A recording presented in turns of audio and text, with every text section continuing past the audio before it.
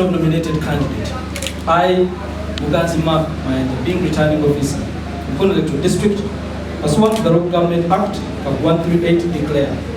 Mukasa Erisa duly nominated as a candidate to contest for election as municipality chairperson of Mukono Municipality Electoral Area in Mukono District. Most of that fair election. Thank you very much, Mr. Malcolm.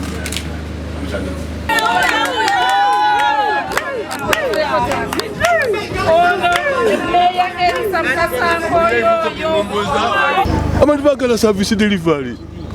Akatonda muggulu nakatonda kyayagala yatuwa obulamu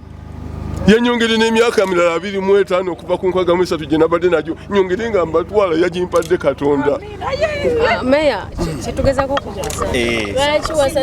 wasazeewo okujja independent ekyo era yagamba Bobi Wine ampulira agenda kuwangula eggwanga lino era agenda singa kuwangula Mukono era abantu bagenda tusalirawo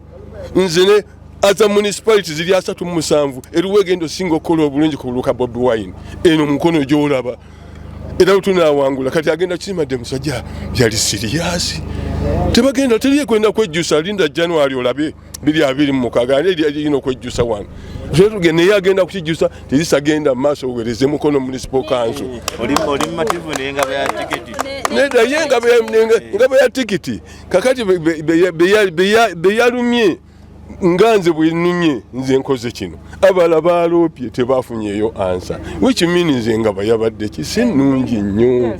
yabadde mbi ate the people I want to work with is the same people kati bakansala bangade bafunye mbagambe come back for teamwork no corruption bye bintu ebirimu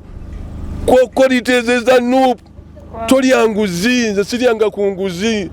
situunda taka sigula taka nakali kati that's what people want osegede kuwelera bana ulira bana nga Katonda bwakuwa abana no bawuliranga bwe nabawerera Erisa Mukasa nkoyoyo omwana agenda nagera ne bulisa kati gyakola one of my sons because he is bright chengenda okubagamba nti no kulaba nti twogera ebigambo ebyo bitano byenkugambye